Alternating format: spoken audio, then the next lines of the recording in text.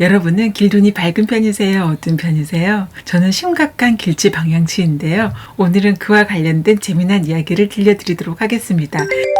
안녕하세요. 연작가의 라이프 실험실에 오신 것을 환영합니다. 오늘의 주제는 너희가 길치와 방향치를 알아? 입니다. 사람들과 이야기를 하다 보면 길눈이 어둡다라는 분을 종종 만날 때가 있죠. 그런데 저와 함께 생활하신 분들은 살다 너처럼 길눈이 어둡고 방향 감각 없는 사람은 처음 봐 라고 말씀들을 하세요. 내가 어디에 있는지 모르겠다가 기본 디폴트 모드다 보니까 제가 어딘가 장소를 찾아갈 때마다 저 자신이 무척이나 기특합니다. 길치 방향치의 특징은 단순히 길을 잘 못 찾는 데 그치지 않고요. 주변을 잘 보지도 못해요. 여기서 말하는 주변이란 길 가는 사람들까지도 포함을 합니다. 알지도 못하면서 그냥 막 걸어가는 기이한 행동도 하고요. 걸어간 길은 당연히 기억도 못해요. 그러면 여행 가는 의미가 없겠네 라고 생각할 수가 있는데요.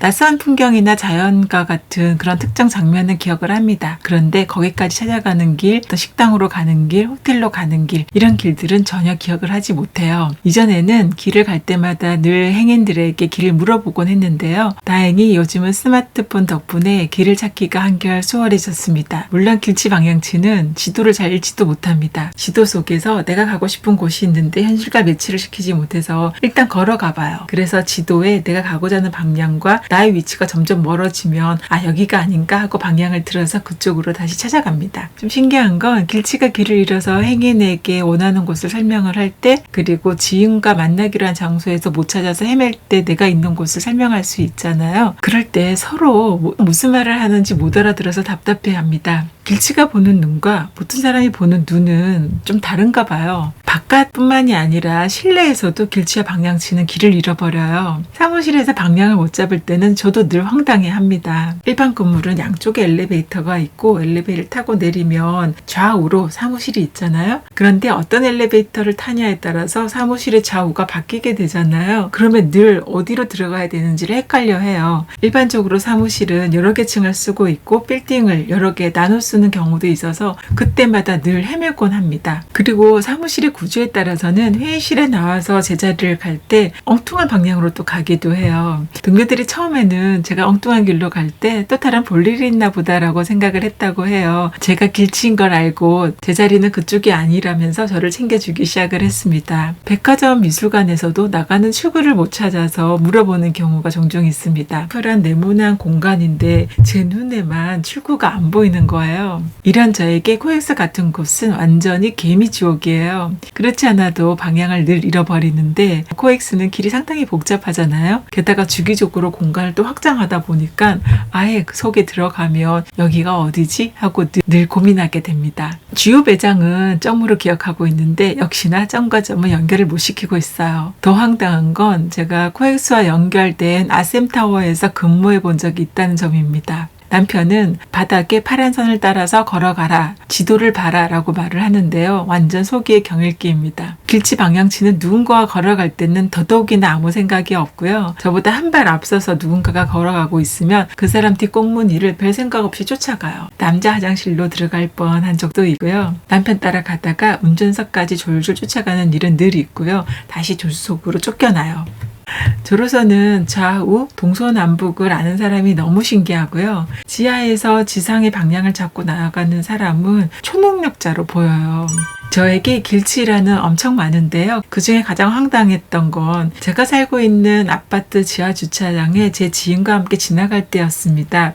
나가는 출구를 제가 못 찾아서 헤매니까 지인 중 한 명이 이사 온 지 얼마 안 됐나 봐. 그럼 그럴 수 있지 라고 말하길래 제가 여기 산 지 7년 됐는데요 라고 말을 한 적이 있고요. 지금은 이 아파트에 15년 정도 살고 있는데 여전히 지하 주차장에서 길을 헤매고 있습니다. 이전 집에서는 10년 이상 한결같이 내렸던 지하철역이 있었는데요. 어느 날 지하철역에서 표를 내고 나왔는데 식당 하나가 꽃집으로 바뀌어 있었습니다. 그 순간 어느 출구로 나가야 되는지 모르겠는 거예요. 여기가 완전 새로운 공간으로 보인 거죠. 그때 제가 정말 심각하구나를 또 느꼈습니다.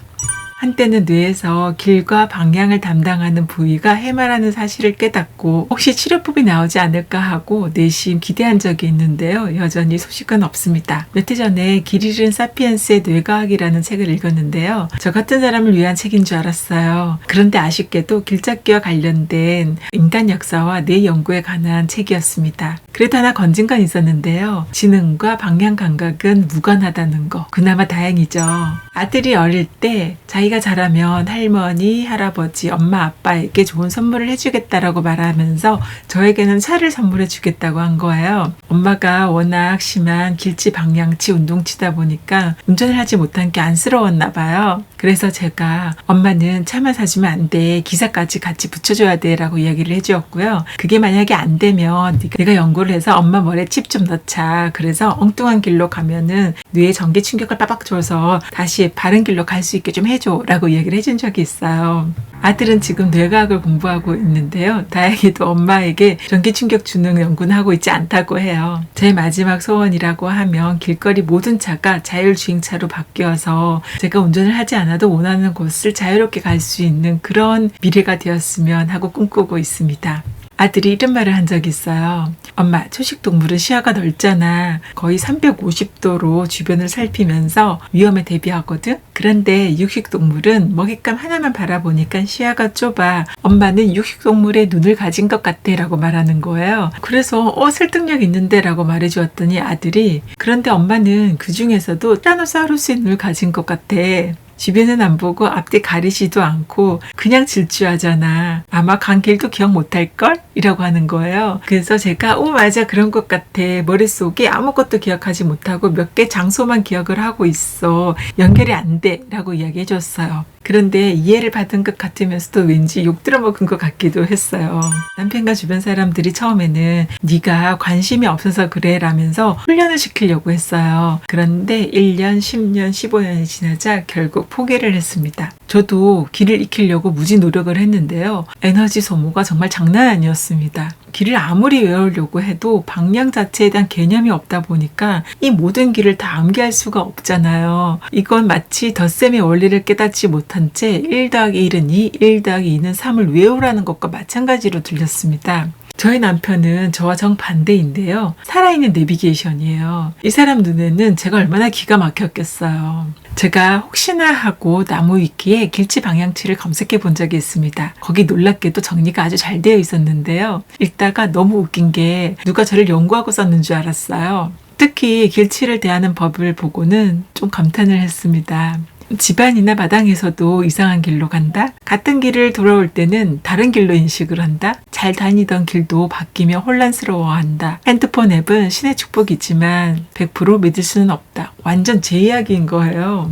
길치를 상대하는 법도 자세히 알려주고 있었습니다. 자신이 길치인지 모르는 사람을 상대하는 법, 길을 잃어버린 길치와 대하는 법 이런 식이었어요. 그런데 우픈 현실은 제가 아무리 길을 설명해도 사람들이 못 알아듣고 사람들이 설명하는 길을 제가 못 알아듣거든요. 바로 이럴 때 상대방은 고구마를 먹은 듯 답답함을 느낀다라고 적혀 있는 거예요. 제가 얼마나 많은 사람들에게 민폐를 끼쳤는지 미안한 마음이 스물스물 올라왔습니다. 그래도 위로가 됐던 건 나무 위키 아래쪽을 보니까 길치 실존 인물 리스트가 있는 거예요. 저 말고도 꽤 많은 길치 동지들이 있어서 너무너무 위안이 됐습니다. 근데 그 아래 가상의 인물 중에 또 길치 설정이 있어서 재미있게 봤어요. 그 후에 누군가가 저에게 길을 못 찾는다고 말을 하면 나무 위키를 보여줘요. 연 작가 사용 설명서가 거기 있다고 말하면서 말이죠. 그래도 이 고질병 덕분에 얻은 교훈도 있습니다. 그건 바로 해도 안 되는 게 있다는 것과 그 사람을 있는 그대로 인정해주자라는 것입니다. 아이를 키울 때,